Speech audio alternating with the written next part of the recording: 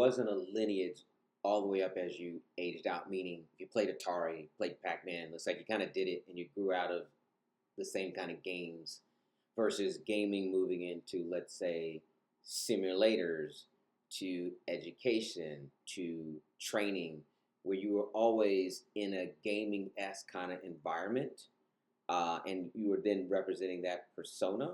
And it seems when you're talking about your daughter getting into it at her age, that they may be the first generation, because they don't know any better. It's like entertainment for them, like watching TV, the game. But they'll move with gaming not only for the mindless escapism. The layering will be community. Like I have friends in gaming, the same way I have sorority friends, fraternity friends, football, high school friends, work friends. There'll be gaming friends. But where do you see gaming in its ability to transcend into other ways of life, even professionally? Well, okay, yeah. So I think an interesting kind of what I've seen firsthand, which is interesting for my kind of oldest nephew. He's now a freshman at Florida State, and obviously when he was growing up playing, he did play.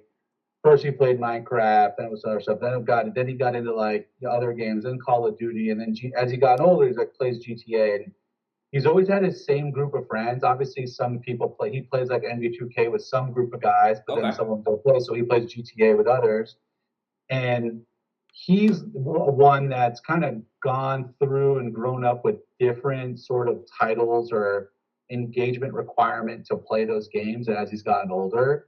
And yeah, he does have friend groups that he's maintained throughout growing up as from a little kid to now a freshman in college. And I asked him, hey, are you still hopping online? And he's like, yeah, I'll play with my boys. Or what they do, they hop on a FaceTime call on their phone. Yeah, they don't even look at each other. They just leave it next to them, and they're playing. Kevin and the 4A said the same thing. Yeah, and then they're just kind of chatting about everything and what's going on with this and that, and like that's their time to connect and hang out. Yeah.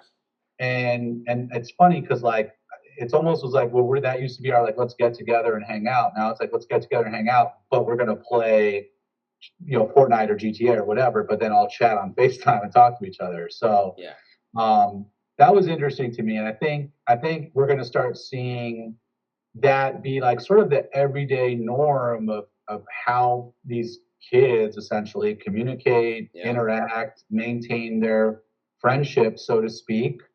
That they don't get to see each other all the time, and to them it's kind of normal. Like they say that, oh, I have friends, and they're like friends online. It's like people like, have you ever met your friend? They're like, no, not really, but like we hang out and vibe, and that's just it. Yeah, right? I love it. So and maybe they